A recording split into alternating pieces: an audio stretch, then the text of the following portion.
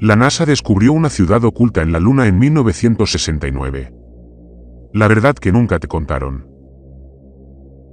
¿Qué pasaría si les dijera que el logro más celebrado de la historia de la humanidad no fue lo que creen?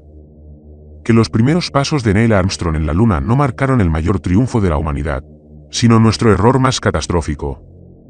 Me llamo Teodoro Harwell.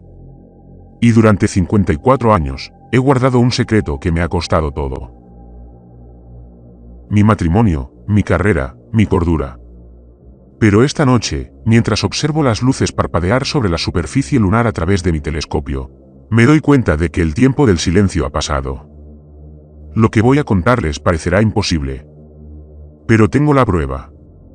Fotografías, la NASA quemó, transcripciones de audio que enterraron y una advertencia del mismísimo Neil Armstrong, grabada justo antes de su muerte, que nunca debió ver la luz. Esto es lo que realmente sucedió el 20 de julio de 1969. Tenía 22 años cuando entré por primera vez al edificio 30 del Centro de Naves Espaciales Mann en Houston. Recién egresado del MIT con un título en Ingeniería Biomédica, superé a otros 200 candidatos para un puesto de monitorización biométrica de astronautas durante el Apolo 11. Mi trabajo era sencillo: vigilar los números, reportar anomalías, mantener a nuestros hombres con vida. La sala de control de operaciones de la misión era exactamente igual que la que se ve en los documentales. 4 niveles de consolas dominados por una enorme pantalla de proyección. Pero lo que las cámaras nunca mostraron fue la tensión.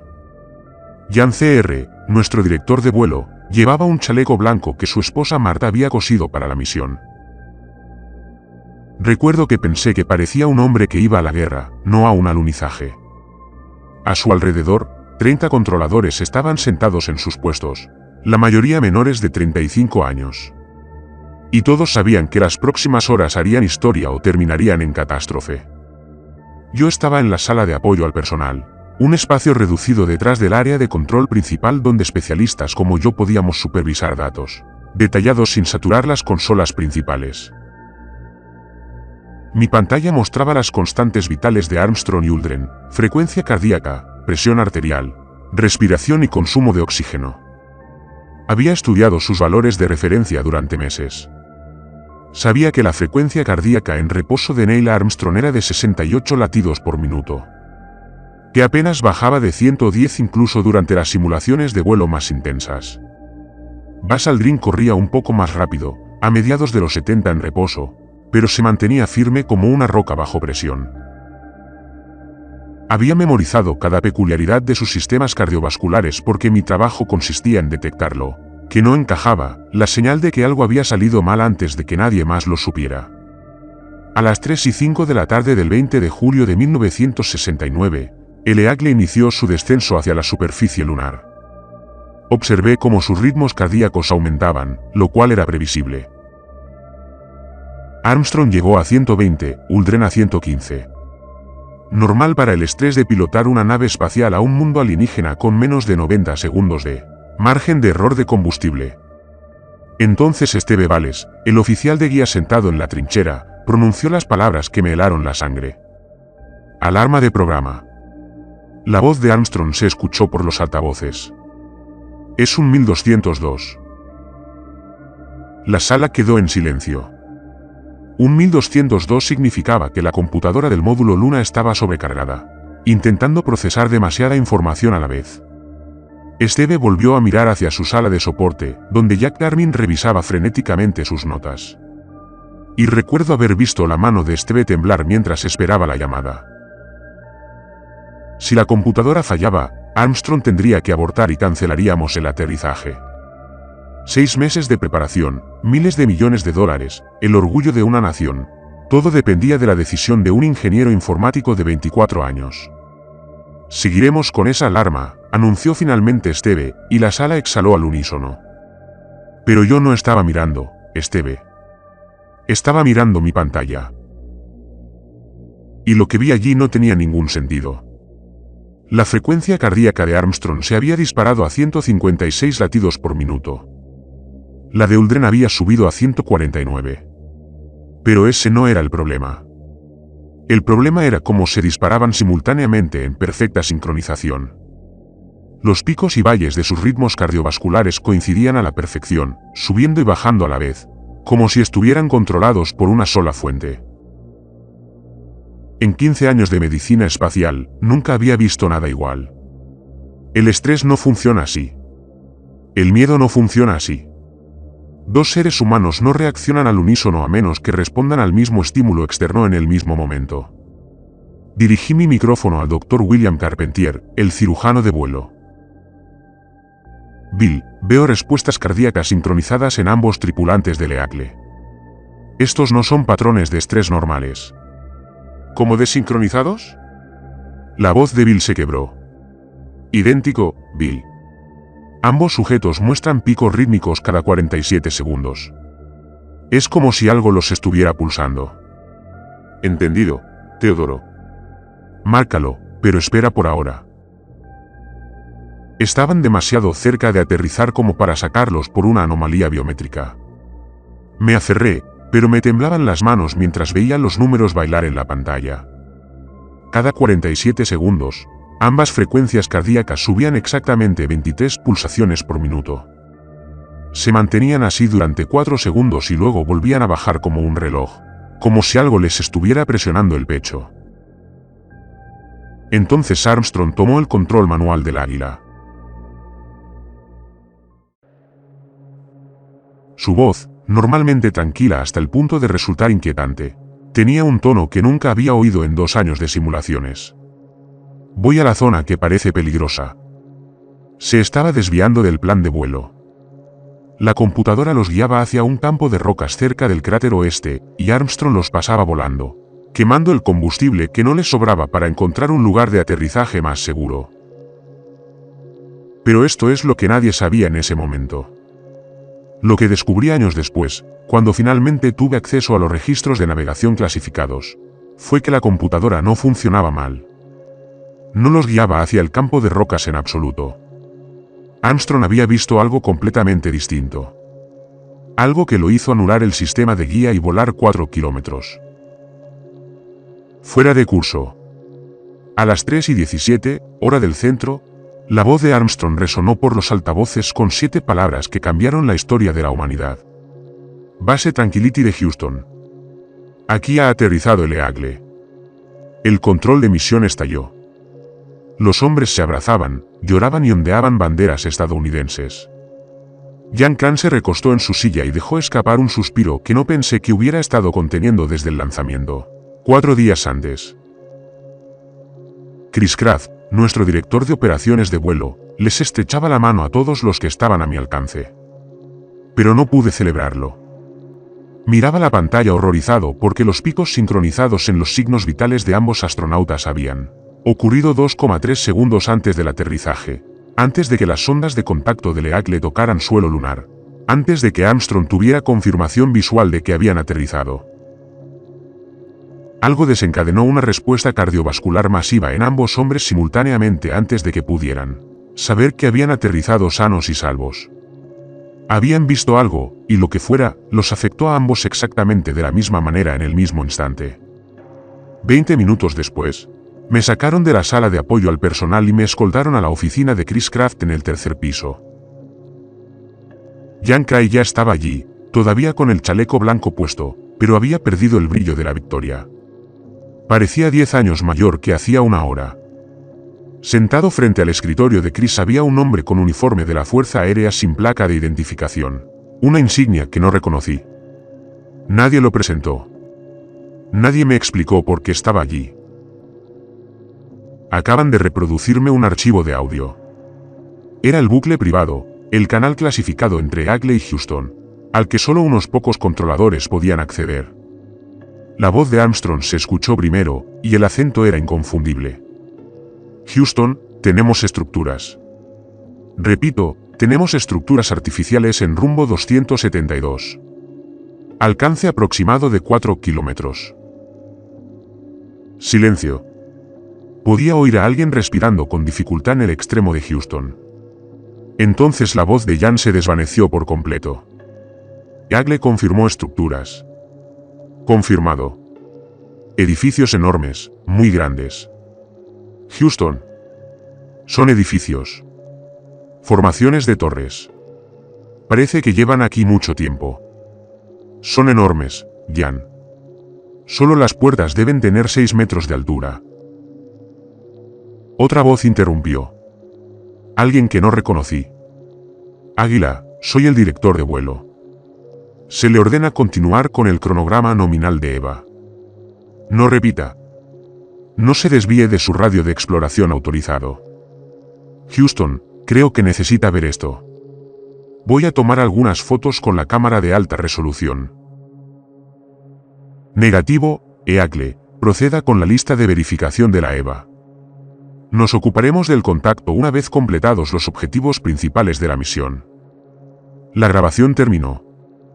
El oficial de la Fuerza Aérea habló por primera vez. Harwell, lo que acaba de escuchar está clasificado bajo la Directiva de Seguridad Nacional 5520. La pena por divulgación no autorizada es de 20 años de prisión federal. ¿Entiendes? Asentí, incapaz de hablar. Chris Kraft se inclinó hacia adelante. Teodoro, señalaste una anomalía biométrica durante el descenso. Necesito saber todo lo que viste. Les conté sobre los picos sincronizados, los intervalos de 47 segundos, el hecho de que ambos astronautas habían reaccionado a algo antes de que se confirmara el aterrizaje. Chris y Jan intercambiaron una mirada que no pude descifrar. Te reasignarán, dijo Chris, con efecto inmediato. Eres el monitor médico principal del laboratorio de recepción lunar. Formarás parte del equipo de cuarentena que pasará las próximas 3 semanas con Armstrong, Uldren y Collins cuando regresen. Tu trabajo es vigilarlos. O sea, obsérvelos de verdad. Cualquier cambio de comportamiento, cualquier síntoma físico, cualquier cosa inusual, me lo informan directamente a mí. A nadie más. ¿Está claro, señor? ¿Qué encontraron ahí arriba? El oficial de la Fuerza Aérea se puso de pie. Eso no es asunto suyo, Harwell. Lo que le preocupa es asegurarse de que lo que encuentren no los siga a casa. A las 9:56, el mundo vio a Neil Armstrong descender por la escalera del Águila y pronunciar esas famosas palabras sobre un pequeño paso. Yo también lo vi. Pero estaba escuchando el canal clasificado y lo que escuché me ha dado pesadillas durante 54 años. La cronología oficial de la actividad extravehicular, EVA, indica que Armstrong y Uldren pasaron 2 horas y 31 minutos en la superficie lunar. Los registros clasificados cuentan una historia diferente. Durante 1 hora y 41 minutos, Armstrong y Uldren estuvieron completamente a oscuras. Sin comunicación con Houston, sin telemetría. Sus lecturas biométricas continuaron, mostrando que estaban vivos y en movimiento, pero desactivaron sus transmisores de radio. Cuando estás a 386.000 kilómetros de casa en un entorno que te matará en 90 segundos, si tu traje falla, no te quedes en silencio a menos que algo salga fatal o estés haciendo algo que no quieres que nadie sepa. Escuché a Houston intentando frenéticamente restablecer el contacto. La voz de Jan se volvía más tensa con cada intento fallido. Eagle, aquí Houston. Responde. Neil Evans, si me oyes, responde inmediatamente. Estática. Águila, se le ordena regresar al módulo lunar inmediatamente. Es una orden directa. Responda.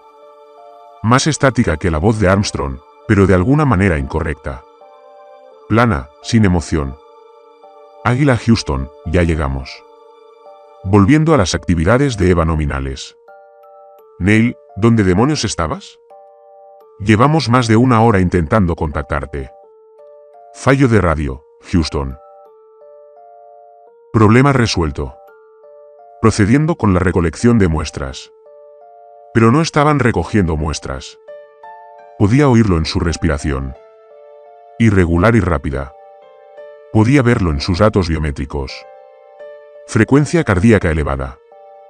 Descargas de adrenalina cada pocos minutos. Estaban mintiendo y todos en el control de misión lo sabían. ¿Pero qué podíamos hacer? ¿Ordenarles que se explicaran y aceptar la misión? Acabábamos de aterrizar en la Luna. Lo que sea que hubieran hecho, lo que sea que hubieran visto, estábamos comprometidos.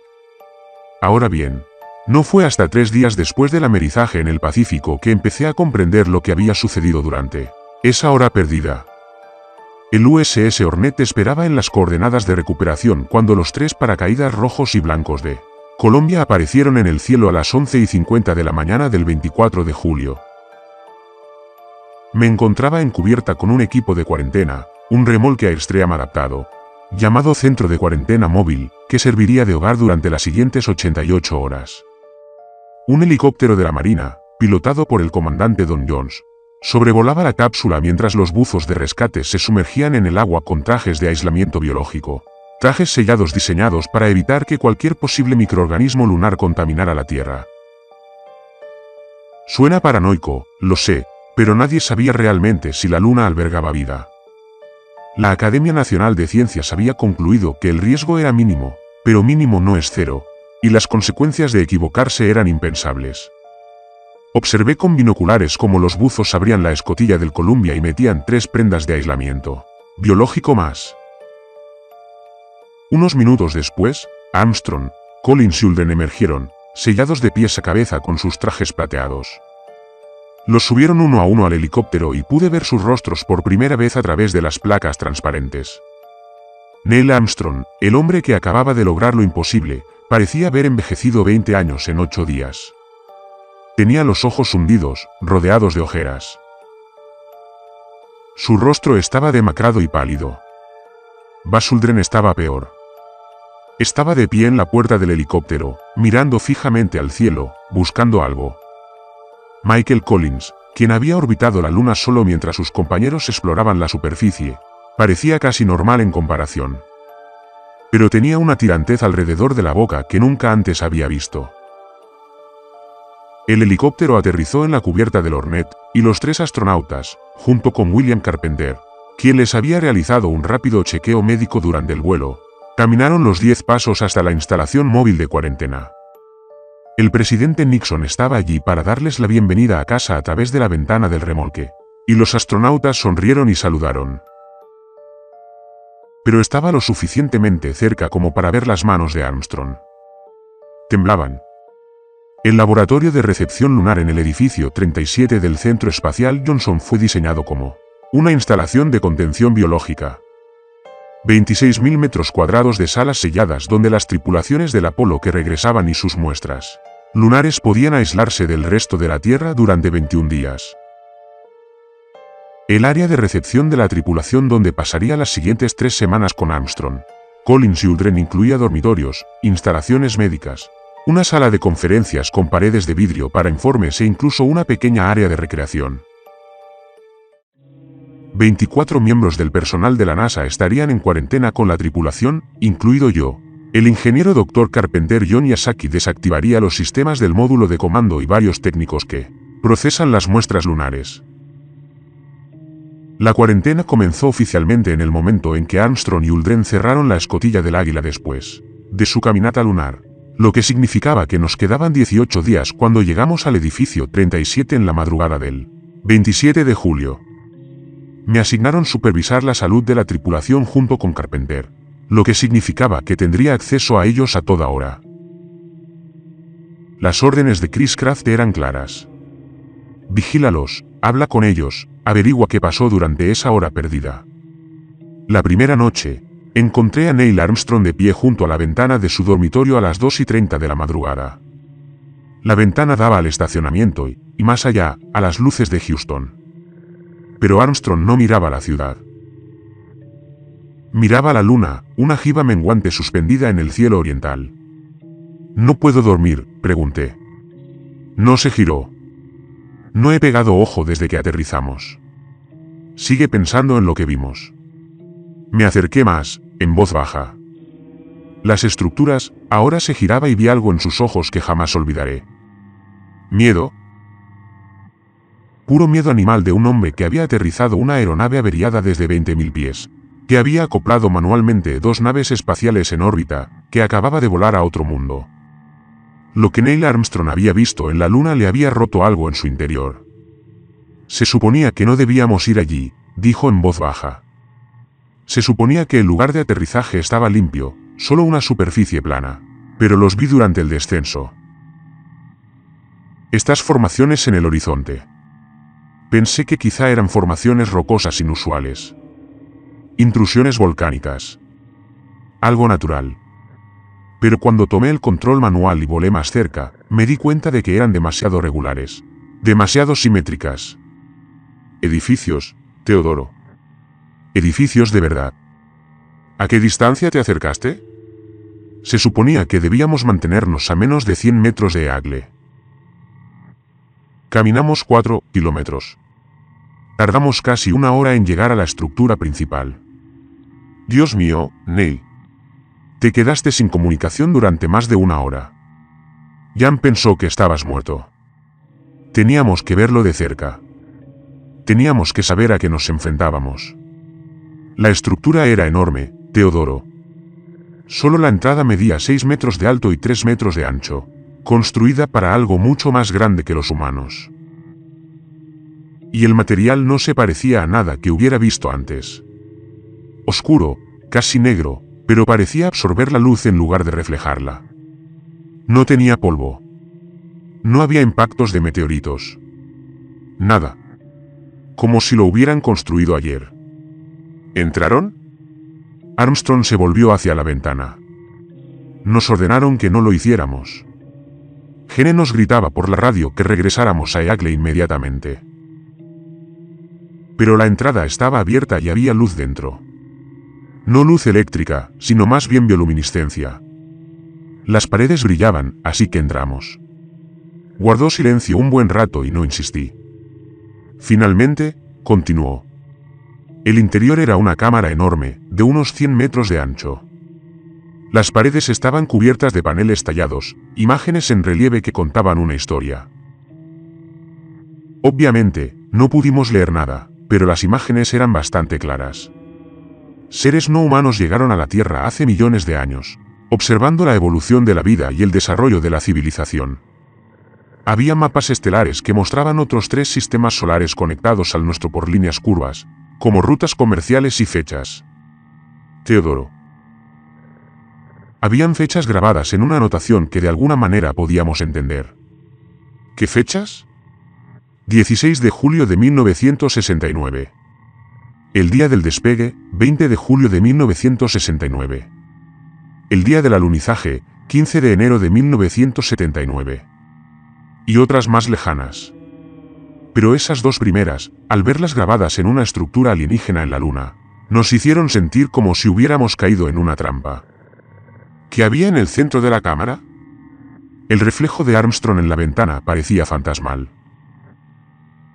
Un pozo circular, de unos 6 metros de diámetro, descendía directamente hacia el lecho rocoso lunar. No podíamos ver el fondo, pero se oía un sonido. Un pulso rítmico, como un latido, cada 47 segundos. Y cada vez que pulsaba, sentía algo en la cabeza, como una presión que se acumulaba detrás de los ojos. Bas también lo sintió. Ambos empezamos a tener hemorragia nasal. Fue entonces cuando decidimos irnos. ¿Trajiste algo? ¿Algún artefacto? No, pero tomamos fotografías, docenas de ellas con la Hasselblad de alta resolución, y recolectamos muestras de la propia estructura, raspando algo de material del marco de la puerta. No sé si mostrarán algo al analizarlas, pero teníamos que intentarlo. Dudé, y luego hice la pregunta que había estado guardando desde el aterrizaje. Neil, ¿qué pasó con tus datos biométricos durante el descenso? Tanto tú como Bas mostraron respuestas cardíacas sincronizadas desde 2,3 segundos antes de tocar tierra. Me miró y, por primera vez, vi lágrimas en sus ojos. Lo sentimos, Teodoro. En el momento en que Eagle estuvo a la vista de esas estructuras, algo nos llegó a la mente. No eran palabras ni imágenes, solo una sensación de que nos estaban escaneando, evaluando, y la sensación se intensificaba a medida que nos acercábamos a la superficie. Para cuando aterrizamos, fue abrumador. Como si algo vasto y antiguo nos observara y decidiera si éramos dignos. ¿Dignos de qué? No lo sé. Pero lo que sea que haya en ese pozo, lo que haya construido esas estructuras, sigue ahí. Sigue activo, sigue observando, y lo despertamos. A la mañana siguiente, sonaron las alarmas en el laboratorio de análisis de muestras. El Dr. Charles Balkinshap, nuestro botánico jefe, había estado realizando pruebas de contaminación en las muestras de suelo lunar, exponiendo varios organismos al material para ver si algo reaccionaba. Procedimiento estándar, las mismas pruebas que habíamos planeado para cualquier misión a la Luna, pero los resultados fueron todo menos estándar. Observé a través de la mampara de cristal cómo Balkinshore examinaba a un ratón muerto al microscopio. El ratón había estado expuesto al suelo lunar aproximadamente 12 horas antes y había muerto en menos de 6 horas.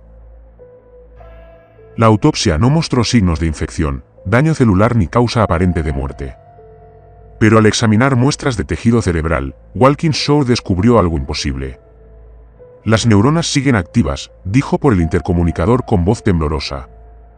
El ratón lleva muerto 6 horas, pero las neuronas de su corteza cerebral muestran actividad eléctrica organizada, no ruido aleatorio, patrones complejos. Eso es imposible, dijo el Dr. Carpenter. La actividad neuronal cesa a los pocos minutos de la muerte. Lo sé, Bill, pero mira esto. Balkinshap proyectó la actividad neuronal en un monitor. Los patrones de activación formaron una estructura reconocible que se repetía cada 47 segundos. Sentí agua helada correr por mi columna. Ese mismo intervalo se produjo tras las anomalías cardíacas de Neil y Bass. Durante los 3 días siguientes, murieron 6 animales de prueba más. Ratones, una rata, 2 peces y una planta que había crecido perfectamente hasta que fue expuesta al suelo lunar. Todos mostraron la misma actividad neuronal post-mortem. Todos con el mismo intervalo de 47 segundos. Y cuando Balkinshap finalmente describió el patrón completo de la activación dural, descubrió algo que lo enfermó. Los patrones coincidían con los símbolos tallados que Armstrong había fotografiado en la estructura lunar. Lo que fuera que hubiera en ese suelo, a lo que hubieran estado expuestos los astronautas, no solo contaminaba el tejido, sino que lo programaba. El 4 de agosto, día 15 de nuestra cuarentena, me citaron a una reunión de emergencia en la sala de conferencias. Chris Kraft estaba allí junto con el administrador de la NASA, Thomas Paine, y 2 hombres del Departamento de Defensa que no conocía. No se presentaron. No era necesario. El Dr. Harwell Penn comenzó. Los resultados de las pruebas de las muestras de la Luna se están clasificando a partir de este momento. Todos los datos, todas las muestras de tejido y todos los informes de análisis son ahora propiedad del Departamento de Defensa, según la Ley de Energía Atómica. No pueden simplemente enterrar esto, dije. Tenemos 6 animales muertos que muestran patrones neuronales activos después de morir. Cualquiera que sea la causa podría ser una amenaza para la salud pública. Precisamente por eso lo estamos enterrando. Un agente del Departamento de Defensa dijo, si se corre la voz de que el material lunar está causando efectos biológicos inexplicables, destruirá el programa espacial. El Congreso nos paralizará. El público entrará en pánico. ¿Y para qué? 6 ratones con una actividad cerebral inusual. Eso no justifica las consecuencias. ¿Y qué hay de las estructuras?, pregunté. ¿Y qué hay de lo que encontraron Armstrong y Aldrin? Chris Kraft habló en voz baja. El Apolo 12 se lanza en noviembre. Pete Conrad, Dick Gordon y Alan Bean. Los están enviando a un lugar de aterrizaje diferente, pero su verdadera misión es localizar y documentar estructuras adicionales. Necesitamos saber qué tan extendido está esto. Y si encuentran más, lo abordaremos, pero discretamente. La versión oficial es que el Apolo 11 fue un éxito rotundo. Aterrizamos, exploramos y regresamos a casa. Nada inusual. Nada de qué preocuparse. ¿Entendido? Lo entendí, pero comprender y aceptar son cosas distintas. Durante los días siguientes, presencié cómo se destruían sistemáticamente las pruebas. Se extrajeron fotografías de la estructura lunar de los registros oficiales de la misión. Las transcripciones de audio clasificadas se guardaron en una bóveda que requería 2 llaves y una autorización presidencial para abrirse. Las imágenes de alta resolución que Armstrong tomó con la Hasselblad fueron quemadas, excepto 3 copias que se conservaron por si se necesitaban para fines de seguridad nacional. Los animales muertos fueron incinerados, sus muestras de tejido preservadas, pero reclasificadas bajo una designación que las hizo inaccesibles para cualquier persona sin autorización de alto secreto.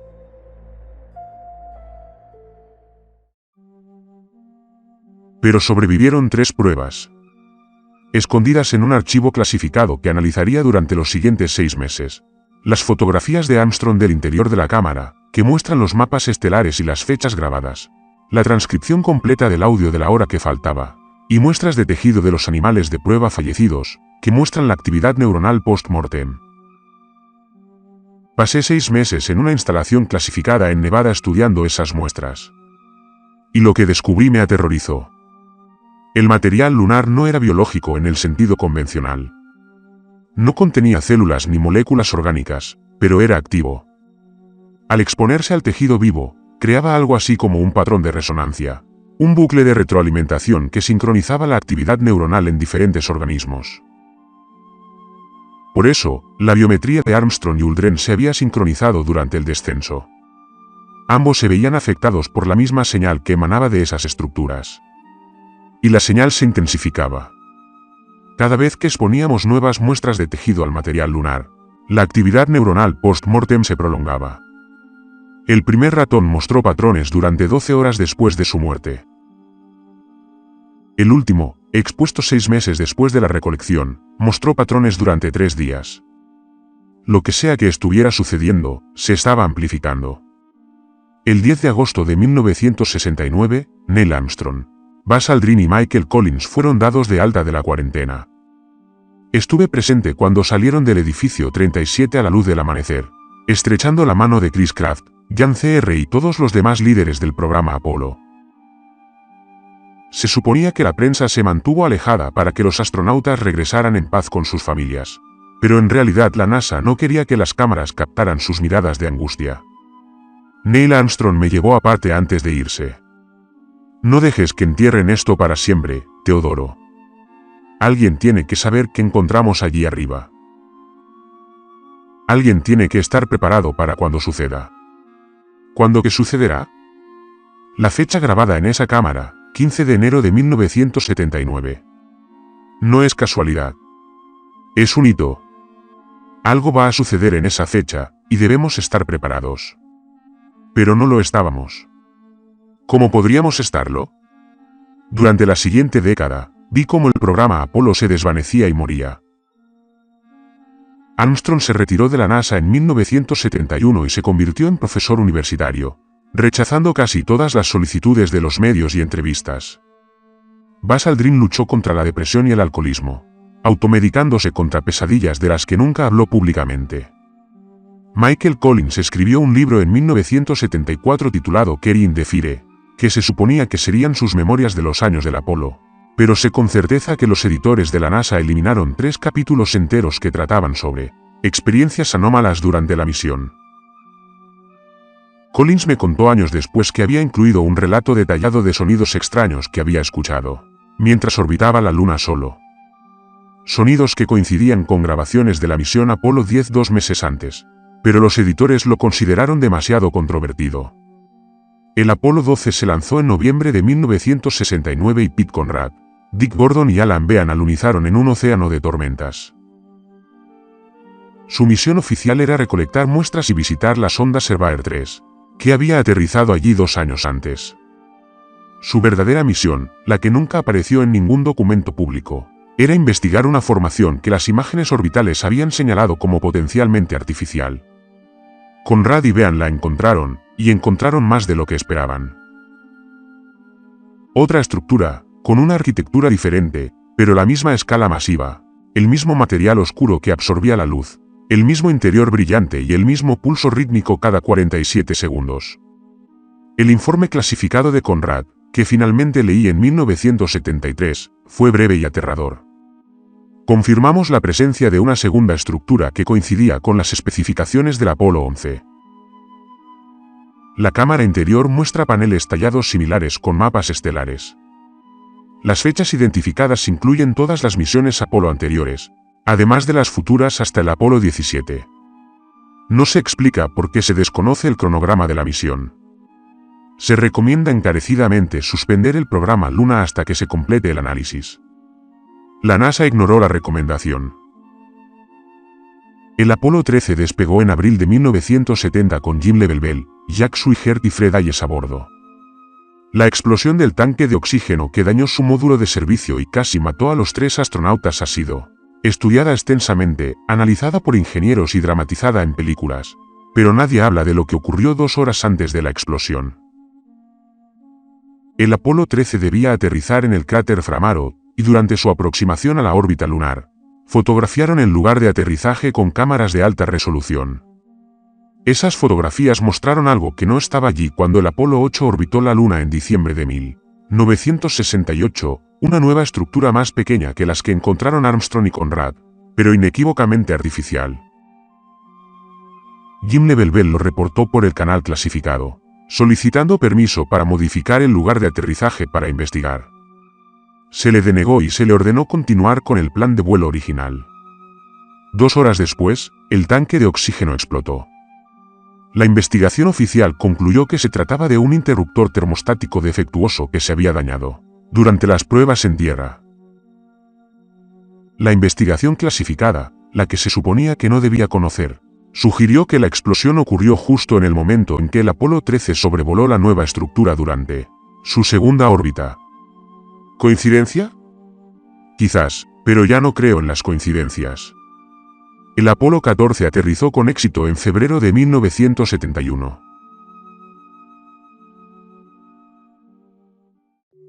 Alan Shepard y Edgar Mitchell exploraron Framaro, el lugar al que se suponía que llegaría el Apolo 13, y encontraron la nueva estructura.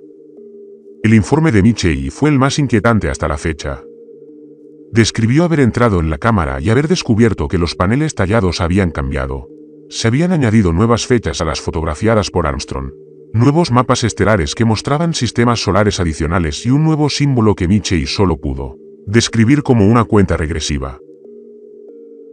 Para el Apolo 17 en diciembre de 1972, la NASA había cartografiado en secreto 19 estructuras separadas en la superficie lunar. 19 sitios donde algo vasto y antiguo había construido instalaciones con fines inimaginables.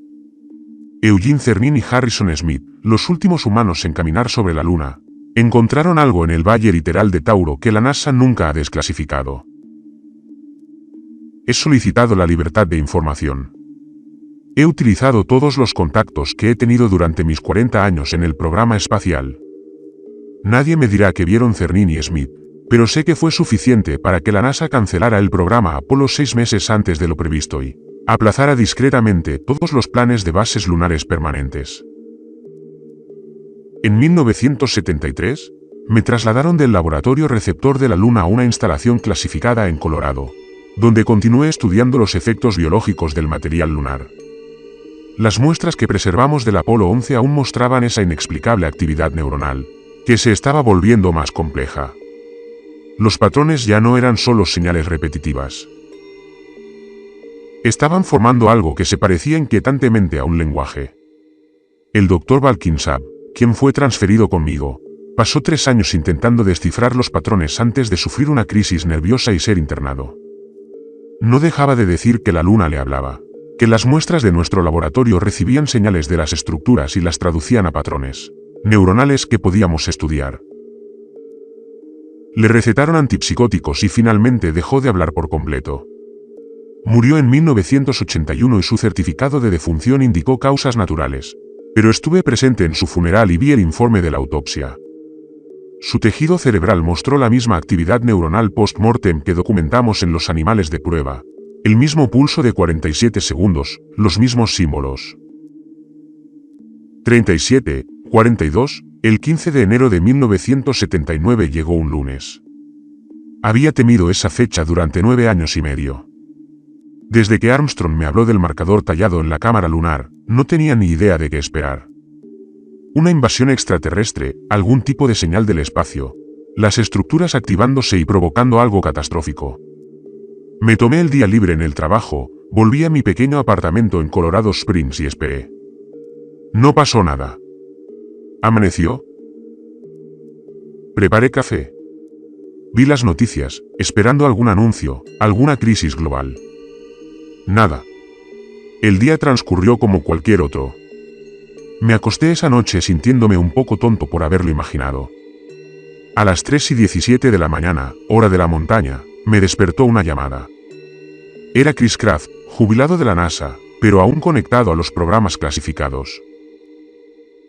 Teodoro, todas las estaciones de rastreo que hemos apuntado a la Luna acaban de detectar una ráfaga de radio de 4 segundos desde el Mar de la Tranquilidad. No es natural ni aleatoria, es una señal. ¿Qué decía? No lo sabemos. No está en ningún idioma ni código que reconozcamos, pero coincide con los patrones neuronales de tus animales de prueba. La estructura del pulso de 47 segundos. Alguien está respondiendo, Teodoro, y están usando la misma arquitectura de señal que incorporaron en esas muestras. La señal nunca fue desclasificada. La postura oficial de la NASA era que las estaciones de rastreo habían detectado una breve anomalía de origen desconocido, posiblemente la interferencia de una erupción solar. Pero yo sabía la verdad. Algo en la Luna se había despertado y nos hablaba, o a algo en la Tierra que escuchaba. Durante los años siguientes, comencé a notar patrones. Pequeños detalles fáciles de ignorar individualmente, pero inquietantes al observarlos en conjunto. El personal de la NASA que trabajó en el programa Apolo comenzó a morir, y la tasa de mortalidad era estadísticamente anómala. Entre 1979 y 1985, 14 personas que tuvieron acceso directo a los informes clasificados de estructuras murieron. Principalmente infartos, algunos accidentes de tráfico y un suicidio por asesinato. Las investigaciones oficiales no encontraron nada sospechoso, pero conocía personalmente a 7 de esas personas, y ninguna tenía problemas cardíacos. Ninguna tenía tendencias suicidas. Ninguno de ellos era un conductor imprudente.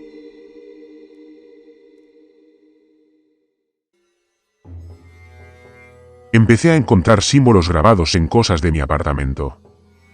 Los símbolos de las fotografías de Armstrong, los que habíamos visto en patrones neuronales. Aparecían en mi cerca, rayados en la madera, grabados en la escarcha del parabrisas de mi coche, dibujados en el polvo de mi estantería. Nunca supe quién los hacía, y no pude demostrar que no fueran solo arañazos y marcas al azar que interpretaba como significativos porque buscaba patrones. Pero aparecían cada 47 días como un reloj, y siempre eran los mismos símbolos en la misma secuencia. En 1982, la Unión Soviética lanzó una sonda hacia la Luna. Se suponía que Luna 25 sería una simple misión de aterrizaje para recolectar muestras de una región que el programa Apolo nunca había explorado. El 3 de octubre, Luna 25 transmitió su última comunicación programada y luego se silenció. El control de misión soviético intentó restablecer el contacto durante 6 días antes de declarar la misión un fracaso. La versión oficial era que la sonda se había estrellado durante el aterrizaje, víctima de un fallo del sistema de guía. Pero un amigo de la comunidad de inteligencia me mostró imágenes satelitales que contaban una historia diferente. La Luna 25 aterrizó con éxito. Transmitió durante aproximadamente 3 horas tras el aterrizaje, enviando fotografías y telemetría. Luego se detuvo, no gradualmente como un fallo del sistema, sino instantáneamente, como si alguien hubiera pulsado un interruptor. Y las últimas fotografías que transmitió, las que nunca aparecieron en ninguna publicación soviética, mostraban luces a nivel del suelo en una región donde jamás había aterrizado ningún ser humano. Las imágenes eran de baja resolución y estaban muy pixeladas, pero pude distinguir formaciones que se parecían a las estructuras que Armstrong había encontrado, y estaban activas. Intenté contactar a Neil Armstrong en 1985, con la esperanza de que me ayudara a convencer a la NASA de investigar lo que estaba sucediendo en la Luna, pero se negó a hablar conmigo. Su secretaria dijo que no daría entrevistas sobre el Apolo, que no participaría en reuniones ni documentales, que quería que lo dejaran en paz. Le escribí una carta explicándole lo que había descubierto, los patrones en las muertes, los símbolos que aparecían en mi casa, la investigación soviética. Nunca respondió. No lo culpé. Cumplió con su deber, informó de lo que había descubierto y lo ignoraron. Ahora solo quería vivir su vida en paz sin que le recordaran lo que había despertado en la Luna. Seguía observando. Era todo lo que podía hacer. Todas las noches, si el tiempo lo permitía, sacaba mi telescopio al patio y pasaba horas observando la superficie lunar, buscando cambios, luces, cualquier señal de que las estructuras estuvieran haciendo algo. Durante años, solo vi el mismo paisaje gris, los mismos cráteres familiares y el huracán María. Pero seguí observando porque sabía que algo se avecinaba. Las fechas grabadas en esa cámara no eran aleatorias. Eran marcadores, puntos de referencia que conducían a algo, y solo habíamos visto 2 de ellas concretarse. En 1994, me jubilé del servicio público a los 47 años y me mudé a Clear Lake, Texas, cerca del Centro Espacial Johnson, pero lo suficientemente lejos como para distanciarme del programa que había consumido mi vida. Construí un pequeño observatorio en mi patio trasero. Nada del otro mundo. Solo un telescopio reflector de 35 centímetros con una montura controlada por computadora. Podía permitirme un equipo mejor, pero no necesitaba uno mejor. Necesitaba algo confiable. Necesitaba algo que pudiera apuntar al mar de la tranquilidad cada noche despejada y registrar lo que veía. Mi matrimonio terminó en 1997. Elizabeth me acompañó durante 24 años de trabajo clasificado, cenas perdidas, ausencias inexplicables y una paranoia creciente. Pero finalmente se hartó cuando me encontró a las 4 de la mañana en el patio trasero, en ropa interior, mirando la luna por el telescopio. Dijo que me había obsesionado, que veía patrones inexistentes, que necesitaba ayuda psiquiátrica. Quizás tenía razón. Pero no podía parar. Cada 47 días, esos símbolos aparecían cerca de mi casa. Cada 15 de enero, las estaciones de rastreo de la NASA detectaban esa misma ráfaga de 4 segundos desde la base Tranquilidad. Cada pocos años, otro veterano del programa Apolo moría inesperadamente. Estaba viendo cómo algo se desarrollaba a cámara lenta, un patrón que abarcaba décadas, y yo era el único que parecía notarlo. En julio de 2009, asistí a la celebración del 40º aniversario del Apolo 11 en el Centro Espacial Johnson. Fue un evento multitudinario. Miles de personas, discursos de políticos y administradores de la NASA, presentaciones en vídeo con imágenes históricas. Armstrong, Aldrin y Collins estaban allí con aspecto viejo y cansado, pero aún conservando su imagen pública de héroes estadounidenses. Logré acorralar a Armstrong durante un descanso, llevándolo aparte a un pasillo tranquilo. Neil, tenemos que hablar de lo que está pasando. Me miró con una mezcla de lástima y enojo. Teodoro, olvídalo. Hicimos nuestro trabajo. Informamos de lo que encontramos. Decidieron enterrarlo, y no hay nada que podamos hacer al respecto. Pero las señales, Neil, cada 15 de enero, algo en la luna emite una señal. La estructura sigue activa. Lo sé. Yo también la he estado monitoreando.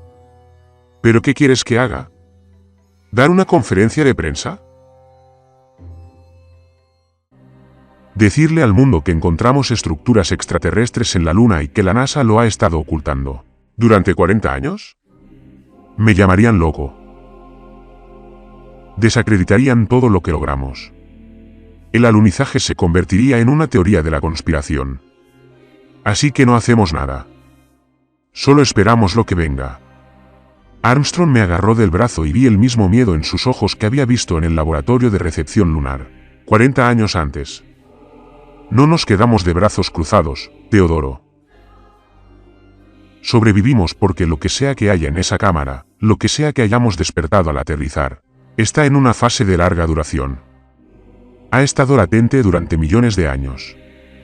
Puede esperar unas décadas más para terminar lo que haya empezado. Y cuando esté listo, cuando finalmente suceda lo que se supone que debe suceder, nada de lo que digamos o hagamos ahora cambiará nada. Lo descubriremos juntos. Tenía razón, por supuesto, pero no podía aceptarlo.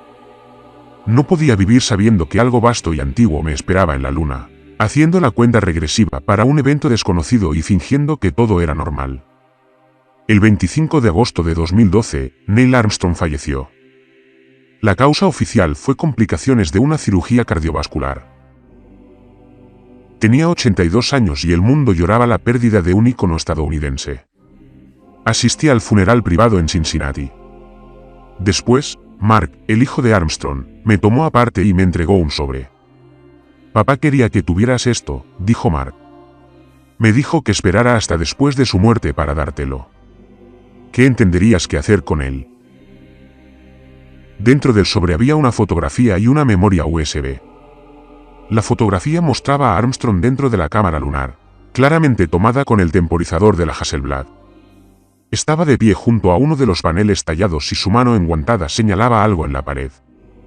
La calidad de la imagen era extraordinaria, mucho mejor que las fotografías que la NASA había grabado, y pude ver claramente lo que Armstrong señalaba, una fecha grabada en los símbolos extraterrestres. 15 de noviembre de 2023. Conecté la memoria USB a mi computadora esa noche y encontré un solo archivo de vídeo. Estaba fechado en marzo de 2012, solo 5 meses antes de la muerte de Armstrong. El vídeo lo mostraba sentado en lo que parecía un estudio privado, el observatorio de su casa, a juzgar por el telescopio visible al fondo. Parecía frágil. Los efectos de la enfermedad cardiovascular que lo mataría ya eran visibles en su rostro demacrado. Pero su mirada era clara y enfocada mientras hablaba directamente a la cámara. Teodoro, si estás viendo esto, entonces me voy y ya tienes la fotografía. Le pedí a Mark que te la diera después de mi muerte porque no podía arriesgarme a que se hiciera pública en vida, para responder preguntas al respecto. Lo que voy a contarte va a sonar descabellado, pero necesitas oírlo porque eres de las pocas personas que sabe la verdad sobre lo que Buzz y yo encontramos en la Luna. Armstrong hizo una pausa para ordenar sus pensamientos. Durante esa hora que nos faltaba, cuando estuvimos sin comunicación, no solo exploramos la cámara principal. Bajamos a ese pozo. Sé que dijimos que solo lo miramos y oímos el pulso, pero era mentira. Bajamos usando los propulsores de nuestros trajes para controlar el descenso, porque necesitábamos saber qué había ahí abajo. El pozo descendía casi 1 kilómetro a través de un lecho de roca sólida. Y al fondo, encontramos algo que aún no tengo palabras para describir. Una máquina, quizás, o un ser vivo, o algo que fuera ambas cosas. Era enorme, llenaba una cámara del tamaño de un estadio de fútbol.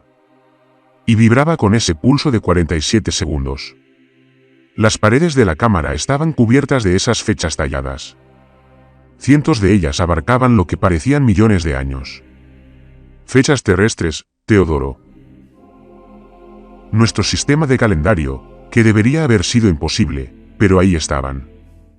Se acercó a la cámara. Nos dimos cuenta de que estábamos viendo una línea de tiempo. Las fechas no eran aleatorias ni simbólicas.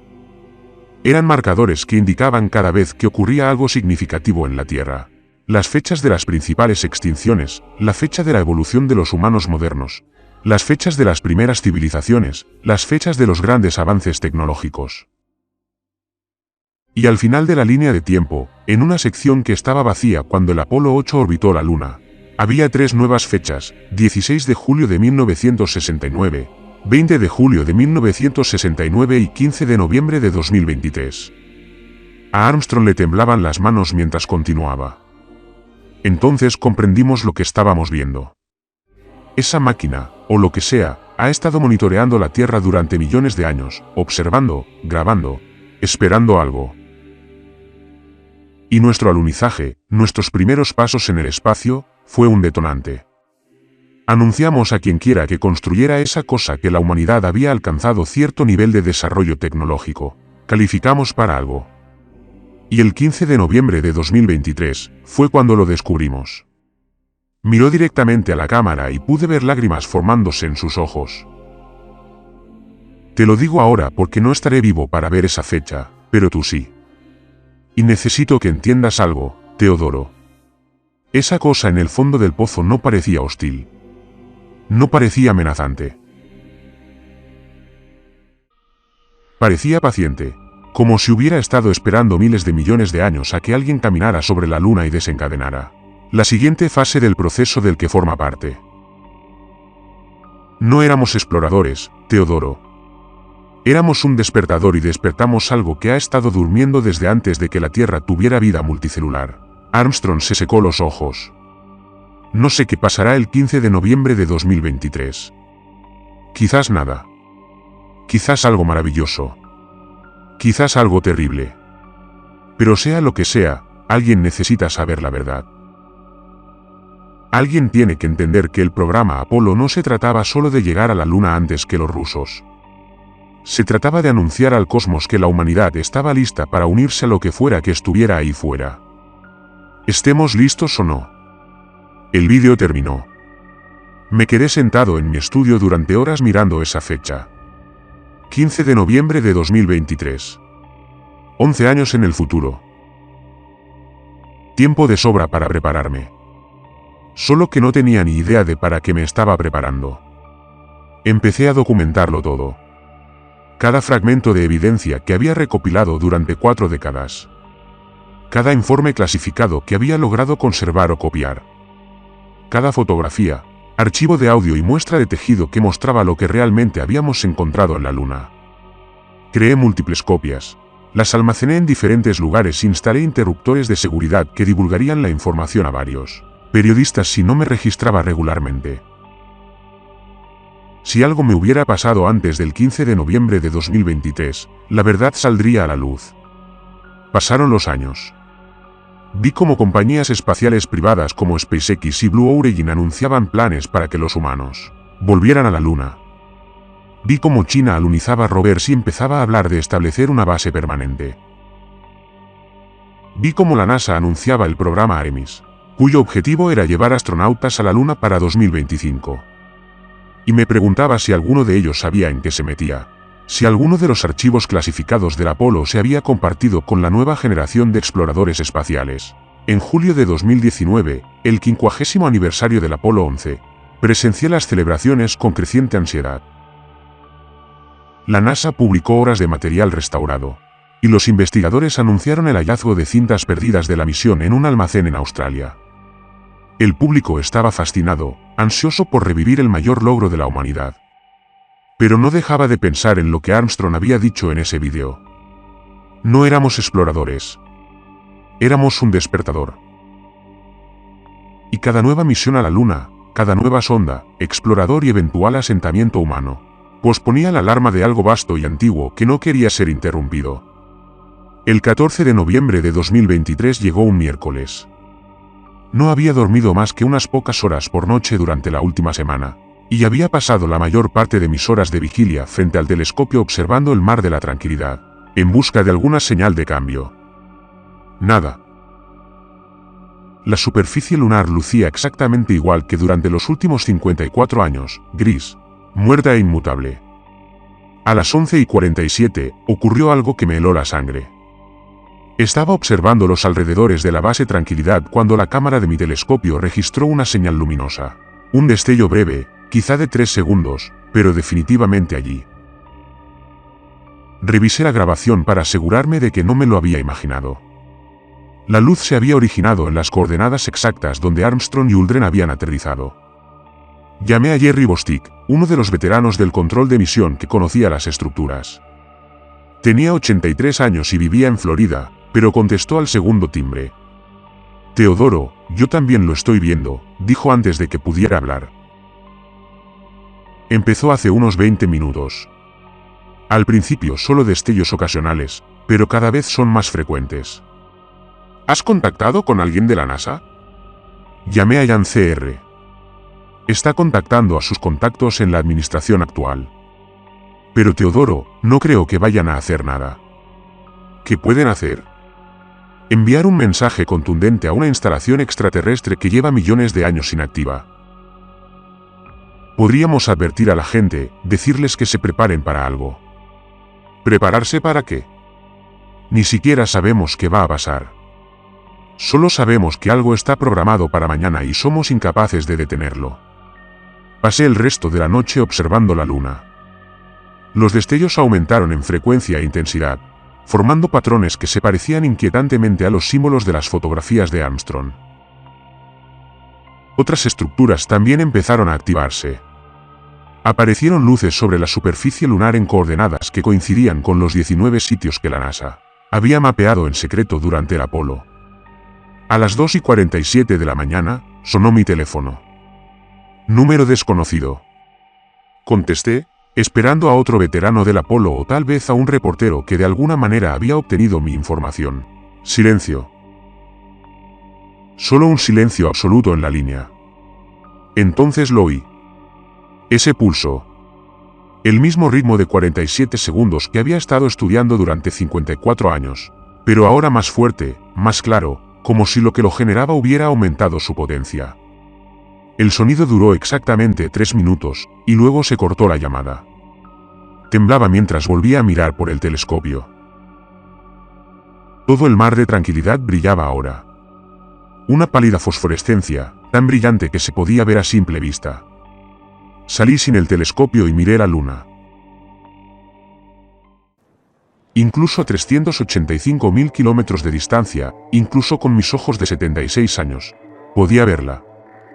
Algo estaba sucediendo allá arriba. Algo estaba despertando. Mi timbre sonó a las 3:15 de la mañana.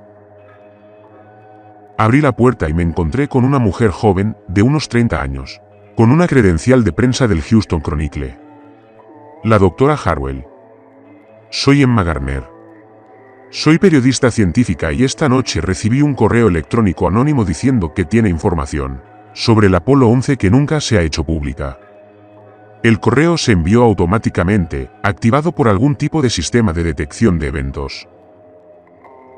Supongo que estás viendo lo que está pasando en la Luna ahora mismo. La dejé entrar. Después de 54 años de silencio, con lo que fuera que estuviera a punto de ocurrir a solo unas horas, el secretismo parecía inútil. Le enseñé todo a Emma, las fotografías de Armstrong, las transcripciones de audio clasificadas, las muestras de tejido que mostraban actividad neuronal post-mortem, el vídeo que Armstrong había grabado antes de morir. Todo. Escuchó sin interrumpir, tomando notas de vez en cuando. Su expresión oscilaba entre el escepticismo, la sorpresa y el miedo a medida que la evidencia se acumulaba. ¿Por qué ahora?, preguntó finalmente. Has guardado este secreto durante más de 5 décadas. ¿Por qué decírmelo esta noche? Abrí una transmisión de vídeo en mi computadora. Un astrónomo aficionado con un telescopio de alta definición estaba transmitiendo imágenes en vivo de la Luna, y su transmisión ya se había compartido miles de veces en redes sociales. La sección de comentarios estaba repleta de gente preguntando qué estaba pasando, porque la Luna se veía extraña, si se trataba de algún fenómeno natural o de un fallo en el equipo. El mar de la tranquilidad ya no solo brillaba. Ahora se veían estructuras que se alzaban bajo el regalito lunar, como edificios que emergieran de la arena. Las formaciones que Armstrong, Conrad y todos los demás astronautas del Apolo habían encontrado y fotografiado se estaban revelando al mundo, y ya no había forma de ocultarlo. En la era del Internet global y los telescopios civiles, el secretismo era imposible porque dije que la cuenta regresiva había terminado. Lo que se suponía que sucedería el 15 de noviembre de 2023 está sucediendo ahora mismo, y todos están a punto de descubrir la verdad. El teléfono de Emma empezó a sonar. Lo miró y abrió mucho los ojos. Es mi editor. Quiere que vaya de inmediato. Los equipos de redacción están como locos. La Luna, Dr. Harwell. Es tendencia mundial. La NASA ha programado una conferencia de prensa de emergencia para las 6 de la mañana. Van a mentir. Dije que van a decir que se trata de actividad geológica inusual o radiación solar que causa luminiscencia o alguna explicación técnica que suene plausible para quienes desconocen la verdad. Entonces necesito publicar esta historia antes de su conferencia de prensa. Con su permiso, voy a enviarle todo lo que me ha mostrado a mi editor ahora mismo. El mundo merece saber qué hay realmente ahí arriba. Asentí. Por eso lo contacté. Bueno, ¿por qué? Mi sistema automatizado lo contactó. Llevo años listo para publicar esta información, esperando el momento oportuno. Eso es todo. Emma pasó la siguiente hora fotografiando documentos, descargando archivos de vídeo y grabando una entrevista conmigo donde repasé toda la historia desde el Apolo 11 hasta la actualidad. Hizo buenas preguntas, refutó las afirmaciones más increíbles y exigió pruebas para todo. Este era exactamente el tipo de periodismo riguroso que la historia necesitaba. No eran teorías conspirativas ni especulaciones descabelladas. sino hechos documentados presentados por alguien que estuvo allí, que lo vio de primera mano, que pasó 54 años intentando comprender en qué se había topado la humanidad al pisar la luna. A las 4:30 de la madrugada, el editor de Emma volvió a llamar. Había revisado el material preliminar que ella le había enviado y quería publicar la historia inmediatamente en el sitio web de Chronicles, seguida de una edición impresa completa, pero necesitaba corroboración. Alguien más que pudiera verificar al menos parte de lo que yo afirmaba. Llama a Jan CR, le dije a Emma. Tiene 89 años, lleva décadas jubilado, pero fue director de vuelo del Apolo 11. Conoce las estructuras. Quizás esté dispuesto a hablar públicamente ahora que todo está saliendo a la luz. Emma llamó. Jan contestó y pude oír su voz por el altavoz, cansada y resignada. Señorita Gardner, he pasado 54 años guardando secretos de la NASA y ya no puedo mentir. Lo que le dijo el Dr. Harwell es cierto. Encontramos estructuras en la Luna. Clasificamos el descubrimiento por razones de seguridad nacional. Y sí, llevamos décadas monitoreando la actividad inusual de esas estructuras.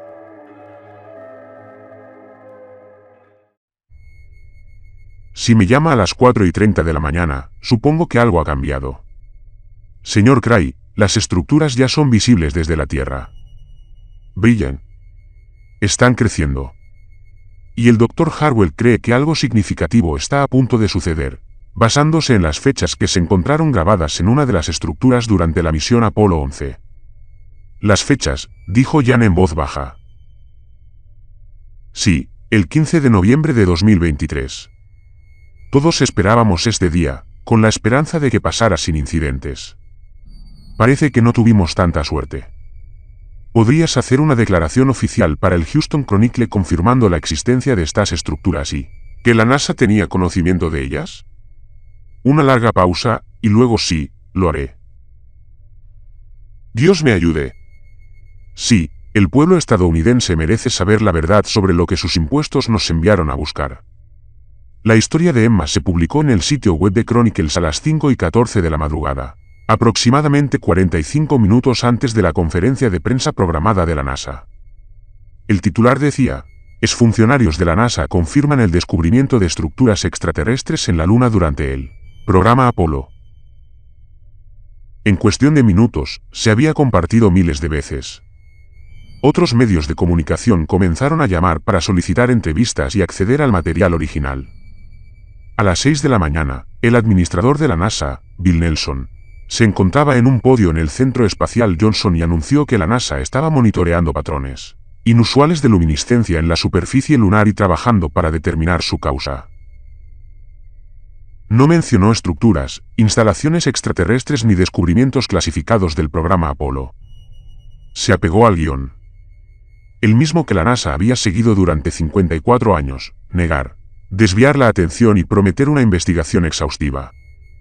Pero era demasiado tarde. La historia de Emma había roto el dique. En cuestión de horas, más veteranos del programa Apolo comenzaron a presentarse. Buzz Aldrin, quien había guardado silencio sobre los aspectos clasificados de la misión durante décadas, emitió un comunicado confirmando que él y Armstrong habían descubierto estructuras en la Luna y que se les había ordenado no hablar de ellas públicamente. La familia de Michael Collins publicó extractos de sus diarios personales que describían experiencias extrañas durante el Apolo 11, que habían sido editados de sus memorias publicadas. Exingenieros de la NASA comenzaron a filtrar documentos técnicos que corroboraban todo lo que yo decía. La reacción global fue un caos. Algunos negaron que fuera real, insistieron en que se trataba de un engaño elaborado o una alucinación masiva. Otros entraron en pánico, convencidos de que se trataba de una invasión extraterrestre. Los líderes religiosos luchaban por conciliar el descubrimiento con sus marcos teológicos. Los científicos exigieron misiones inmediatas para investigar las estructuras. Los políticos se acusaron mutuamente y exigieron saber por qué se había ocultado esta información durante más de 50 años. Pero todo eso se desvaneció en el ruido de fondo cuando a las 3:17 de la tarde, hora del centro, exactamente 54 años, 3 meses y 26 días después del aterrizaje del Águila, algo emergió del pozo de la base Tranquility. Estaba observando por mi telescopio cuando ocurrió. Las estructuras brillantes que se elevaban desde el regalito lunar dejaron de crecer repentinamente. Durante unos 30 segundos, todo quedó en silencio. Entonces, la estructura central, la que Armstrong y Aldrin habían explorado, comenzó a abrirse en su punto máximo. No como una puerta o una escotilla, sino como si la estructura misma se estuviera desplegando. Los pétalos de ese material oscuro que absorbía la luz se desprendían para revelar un interior resplandeciente, de luz. Algo se elevaba por la abertura. No podía ver detalles a esta distancia, ni siquiera con el aumento de mi telescopio, pero podía ver lo suficiente para saber que era enorme, fácilmente del tamaño de un rascacielos, y que ascendía desde la superficie lunar de forma controlada, sin ninguna relación con balística ni propulsión de cohetes. Se elevó suave y deliberadamente hasta sobrepasar la cima de la estructura unos 1000 metros. Entonces se detuvo, flotando, esperando. Sonó mi teléfono. Jan Cray Teodoro. Todas las estaciones de rastreo de la NASA están enfocadas en ese objeto. Estamos obteniendo lecturas que no tienen sentido. No hay señal de propulsión, ni emisiones térmicas, ni sección transversal de radar que coincida con ninguna tecnología. Entendemos que simplemente está ahí, desafiando todas las leyes de la física que conocemos. ¿Es una nave? No sabemos qué es. Pero Teodoro, hay más. Estamos rastreando objetos similares que emergen de los 19 sitios de las estructuras. Todos flotan aproximadamente a la misma altitud sobre la superficie lunar. Forman un patrón. ¿Qué tipo de patrón? Los mismos símbolos que Armstrong fotografió en esa cámara. Los objetos se posicionan para crear un mensaje visible desde la Tierra. Miré por mi telescopio intentando ver lo que Gene describía, pero mi equipo no era lo suficientemente potente como para captar ese nivel de detalle. Encendí mi computadora y encontré una transmisión en vivo del observatorio Keika en Hawái, uno de los telescopios más potentes de la Tierra. Lo enfocaron hacia la Luna, y lo que vi allí me hizo temblar las manos. Jan tenía razón. 19 objetos, cada uno del tamaño de un pequeño edificio, flotaban sobre la superficie lunar en una configuración que formaba símbolos reconocibles. Los mismos símbolos de la cámara. Los mismos símbolos que habían aparecido en los patrones neuronales de muestras de tejido contaminadas. Los mismos símbolos que habían estado tallados en mi cerca, grabados en la escarcha y dibujados en el polvo durante 54 años. Emma lo grababa todo, narrando para su agencia de noticias. Pero podía percibir el miedo en su voz. Esto ya no era un descubrimiento. Era un contacto. El primer contacto entre la humanidad y algo que nos había estado observando desde mucho antes de que nuestra especie existiera. A las 4, todos los sismógrafos de la Tierra registraron una señal simultánea. No un terremoto, ni un ruido aleatorio, sino un pulso. El mismo ritmo de 47 segundos, pero amplificado a un nivel que hizo vibrar en resonancia a todo el planeta. Y en ese pulso, mediante algún tipo de codificación que se traducía directamente a patrones neuronales humanos, había un mensaje. Lo escuché, no con mis oídos, sino directamente en mi mente. Y por los informes que inundaban las redes sociales, todos en la Tierra lo oyeron de la misma manera. 7.500 millones de personas recibieron la misma transmisión simultáneamente. Periodo de observación, 4.600 millones de años. Estado completo. Umbral de desarrollo alcanzado. Cuarentena levantada. Secuencia de iniciación comenzando. Bienvenidos a la red. La transmisión duró exactamente 47 segundos y luego se cortó, dejando al mundo en un silencio atónito. Emma me miró, pálida. ¿Qué significa eso? ¿Re? ¿Qué re? No lo sé, dije. Pero mentía. Sabía exactamente lo que significaba porque había pasado 54 años estudiando esos símbolos, analizando esos patrones neuronales, intentando comprender lo que habíamos encontrado en la Luna. Las estructuras no eran solo estaciones de monitoreo. Eran nodos en una red, un sistema de comunicación que abarcaba múltiples sistemas solares, conectando civilizaciones a través de distancias inimaginables. y la humanidad acababa de ser activada como un nuevo nodo en esa red. Creíamos estar explorando el espacio. Creíamos ser pioneros que se atrevían a ir donde nadie había ido antes. Pero la verdad era mucho más extraña y humillante. Vivíamos en una zona de cuarentena, aislados del resto de la galaxia, hasta que demostramos suficiente desarrollo tecnológico para integrarnos de forma segura a la vasta civilización que había construido esas estructuras. El alunizaje no fue el primer paso de la humanidad en el espacio. Fue nuestra solicitud de adhesión a algo que ni siquiera sabíamos que existía. Y esa solicitud acababa de ser aprobada. Los objetos sobre la Luna comenzaron a moverse, no de regreso a la superficie, sino hacia arriba, alejándose de la superficie lunar a velocidades que deberían haber sido imposibles. En cuestión de minutos, alcanzaron la velocidad de escape y se dirigían hacia la Tierra. El pánico se extendió por todo el planeta. ¿Nos atacaban? ¿Venían a esclavizarnos?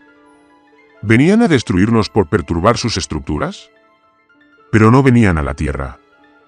Se movían hacia órbitas estables, posicionándose en puntos precisos que formaban una estructura geométrica tridimensional alrededor del planeta, un nodo de red.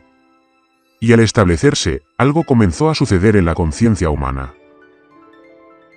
Primero sentí una presión detrás de los ojos, exactamente como la que Armstrong había descrito de su tiempo cerca de la estructura lunar. Luego, la presión se transformó en algo más. Información. No palabras ni imágenes, sino conocimiento puro que inundó mi mente. De repente, comprendí que era la red, que había estado haciendo durante miles de millones de años. ¿Cuál sería el papel de la humanidad ahora que nos habíamos integrado en ella? Las estructuras lunares eran puertas, portales que conectaban con otros 3 sistemas solares donde otras especies habían alcanzado un desarrollo tecnológico suficiente para justificar su inclusión en la red. Esas especies nos habían estado observando, estudiándonos, esperando a ver si sobreviviríamos a nuestra adolescencia tecnológica o nos autodestruiríamos como tantas otras civilizaciones. Nuestro alunizaje, nuestros primeros pasos más allá de nuestro planeta natal, fueron la señal de que habíamos alcanzado el umbral. Y ahora, con el levantamiento de la cuarentena, podíamos empezar a aprender lo que nos habíamos perdido durante toda la historia de nuestra especie. Miré a Emma y pude ver en sus ojos que ella también estaba experimentando la misma inundación de información. Todos lo estaban. Cada ser humano en la Tierra se estaba poniendo al día con miles de años de historia. Habíamos pasado por alto los principios científicos. Nunca habíamos descubierto marcos filosóficos. Nunca habíamos concebido. Era abrumador, aterrador y emocionante a la vez. No estamos solos, susurró Emma. Nunca hemos estado solos. No, asentí. Solo nos protegían hasta que estuviéramos listos para saberlo. Sonó mi teléfono. Era Jan Cray, y sonaba diferente. De alguna manera, más joven a pesar de tener 89 años. Teodoro, estoy en el Centro Espacial Johnson y necesitas ver esto. El antiguo centro de control de la misión, la sala que usamos para el Apolo 11. Está activo de nuevo. Las consolas se iluminan, mostrando información sobre la red, sobre las otras especies, sobre lo que sucederá a continuación. Alguien o algo ha tomado el control de nuestras instalaciones y las está utilizando para coordinar la integración de la humanidad. ¿Es hostil? No, es educativo. Nos están enseñando, Teodoro. Quienquiera que haya construido esa red, sea quien sea, nos está mostrando cómo unirnos a ellos, cómo comunicarnos con las otras especies, cómo acceder al conocimiento que han acumulado durante millones de años. Y Teodoro, nos están mostrando por qué existió la cuarentena en primer lugar. ¿Por qué? Porque el universo es peligroso. No por extraterrestres ni amenazas externas, sino por nosotros mismos. La mayoría de las civilizaciones tecnológicas se autodestruyen a los pocos miles de años de lograr el vuelo espacial, guerra nuclear, colapso ambiental, IA fallida, armas de arco. 100 maneras diferentes en que las especies se autodestruyen una vez que obtienen el poder de remodelar sus mundos. La red identifica civilizaciones prometedoras en las primeras etapas de su desarrollo y las aísla, protegiéndolas de la interferencia externa y de sus peores instintos hasta que demuestran que pueden sobrevivir a su adolescencia tecnológica. El alunizaje fue nuestra prueba. Llegamos a otro mundo sin destruir el nuestro. Clasificamos. Pensé en todos los momentos difíciles que la humanidad había sobrevivido: la crisis de los misiles de Cuba, la Guerra Fría, el cambio climático, las pandemias. Estuvimos tan cerca de fallar en esa prueba tantas veces. Pero lo logramos a duras penas, quizás de forma desordenada e imperfecta.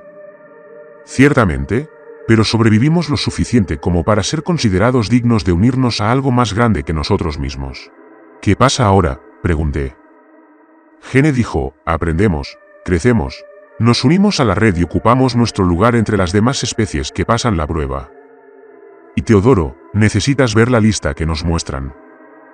La lista de otras civilizaciones que fueron monitoreadas y evaluadas.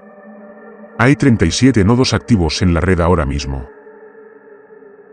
37 especies que sobrevivieron a la cuarentena, pero Teodoro, hay más de 200 especies que no lo lograron. 200 civilizaciones que se autodestruyeron antes de poder integrarse. Casi nos unimos a ellas. Estuvimos muy cerca. Miré la luna, apenas visible en el cielo del atardecer. Las estructuras seguían activas, aún brillaban, aún esperaban. Por lo que no sabía, pero ahora entendía que todo lo que había presenciado, todo lo que había estudiado, todo lo que había temido durante 54 años me había conducido a este momento. No una invasión, ni un ataque, sino una invitación. Una invitación a dejar de estar solo en el universo. Emma ya estaba escribiendo, sus dedos revoloteando sobre el teclado de su teléfono mientras intentaba capturar lo que sucedía en tiempo real. Doctor Hartwell, necesito una cita para mi historia. ¿Qué quieres decir al respecto? Sobre que la verdad finalmente salga a la luz. Pensé en Neil Armstrong en la Luna en 1969, pronunciando esas famosas palabras sobre un pequeño paso y un gran salto. Pensé en él descendiendo por ese pozo, encontrando esa máquina, viendo esas fechas grabadas en tecnología extraterrestre y cargando con el peso de ese conocimiento durante 43 años hasta su muerte.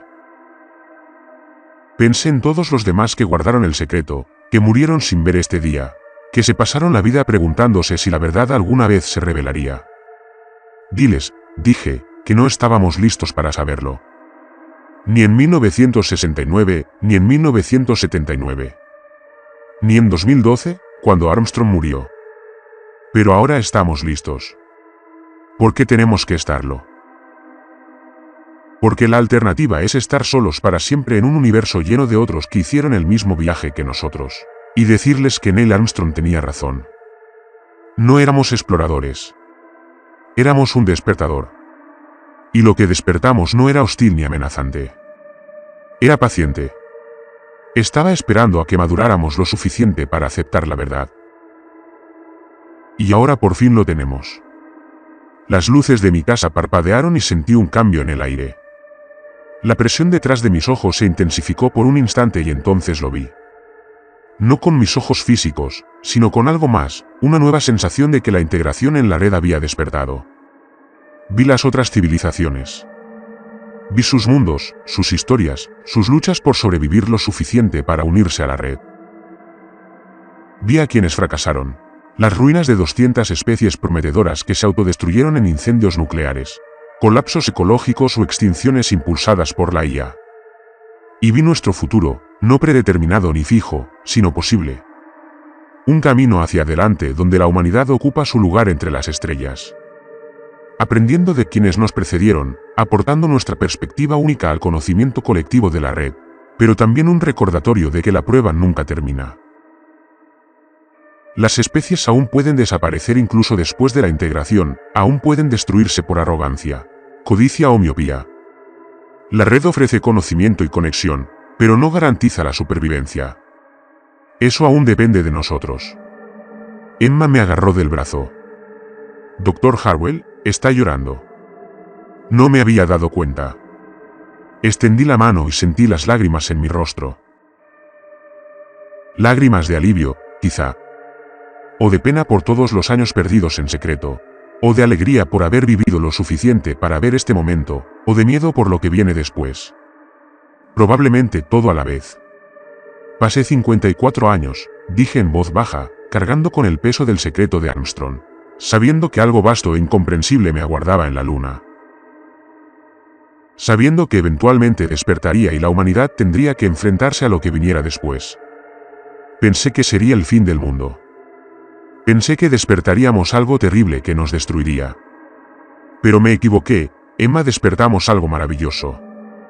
Algo que ha estado esperando pacientemente durante 4.600 millones de años a que la Tierra produjera una especie capaz de unirse a la gran conversación que se desarrolla a través de las estrellas. El sol se puso sobre Clear Lake, Texas, y al caer la noche, volví a mi telescopio. La luna salía por el este, llena y brillante, y había cambiado para siempre. Las estructuras aún eran visibles, aún activas, aún transmitían su señal a la Tierra y a la red más allá. Mañana, todo sería diferente. Mañana, la humanidad empezaría a aprender a comunicarse con las otras 37 especies de la red. Mañana, daremos nuestros primeros pasos reales en un universo mucho más extraño y maravilloso de lo que jamás imaginamos. Pero esta noche, al observar la luna, recordé a Neil Armstrong de pie en el laboratorio receptor lunar hace 54 años, contemplando esa misma luna, con el secreto de que había despertado algo antiguo y poderoso. Me pidió que no dejara que ocultaran la verdad para siempre, para asegurarme de que alguien supiera lo que realmente habíamos encontrado allí arriba. Y ahora, por fin, todos lo sabían. El secreto se había revelado, la verdad, y la humanidad nunca volvería a ser la misma. El 16 de noviembre de 2023, desperté y descubrí que las comunicaciones globales se habían transformado de la noche a la mañana. Cada red de la Tierra, cada satélite, cada sistema de comunicación se había integrado a la perfección en la estructura de red más amplia. Ahora podíamos comunicarnos no solo entre nosotros, sino también con las otras 37 civilizaciones repartidas por la galaxia. La transición había sido fluida, casi suave, como si quienquiera que gestionara la red hubiera estado planeando este momento desde antes de que existiera la civilización humana. Doctor. El cuerpo de Teodoro Harwell fue encontrado en el observatorio de su casa la mañana del 17 de noviembre de 2023. La causa oficial de la muerte fue un fallo cardíaco, pero quienes lo conocían mejor comprendieron que simplemente se había dejado llevar. Había llevado su carga durante 54 años, esperando que la verdad saliera a la luz. Y una vez que salió a la luz, una vez que vio a la humanidad ser bienvenida a la red, se permitió descansar. Sus archivos de investigación, conservados durante décadas en bóvedas clasificadas y lugares ocultos, fueron donados a la nueva División de Estudios Exoplanetarios del Instituto Smithsoniano. Las fotografías, transcripciones de audio y muestras de tejido, que en su día se consideraron peligrosos secretos de Estado, se convirtieron en la base para que la humanidad comprendiera el funcionamiento de la red y cuál sería nuestro papel en ella. La misión Artemis 3 de la NASA, programada para llevar humanos de regreso a la Luna en 2026, no se canceló. En cambio, se transformó en la primera misión colaborativa entre la humanidad y la red, con asesores de otras 3 especies que ayudaron a la NASA a planificar una expedición para explorarlas. Estructuras lunares en detalle e iniciar el proceso de aprendizaje del funcionamiento de la tecnología de la puerta. Las 19 estructuras permanecen activas en la superficie lunar, visibles ahora para cualquiera con un telescopio decente. Sirven como un recordatorio constante de que no estamos solos, nunca lo hemos estado, y de que nuestro futuro no reside en el aislamiento, sino en la conexión con otros que comparten nuestra curiosidad por el universo. Y en la pared del laboratorio de recepción lunar del edificio 37 del Centro Espacial Johnson, ahora convertido en museo que celebra la integración de la humanidad a la red, hay una placa con las palabras de Neil Armstrong en su último mensaje de vídeo. No éramos exploradores. Éramos un despertador. Y lo que despertamos no fue hostil ni amenazante. Fue paciente. Había esperado miles de millones de años a que alguien caminara sobre la Luna y desencadenara la siguiente fase del proceso del que forma parte. Debajo, en letras más pequeñas, hay una cita de la última entrevista del Dr. Teodoro Harwell. Siempre vale la pena revelar la verdad, sin importar cuánto tiempo lleve, porque solo la verdad puede prepararnos para lo que viene después. Las estructuras lunares siguen brillando en el cielo nocturno. Las balizas visibles desde la Tierra nos recuerdan que el 20 de julio de 1969 no marcó el mayor logro de la humanidad, sino nuestra preparación para algo aún mayor. Pasamos la prueba. Sobrevivimos a nuestra adolescencia tecnológica.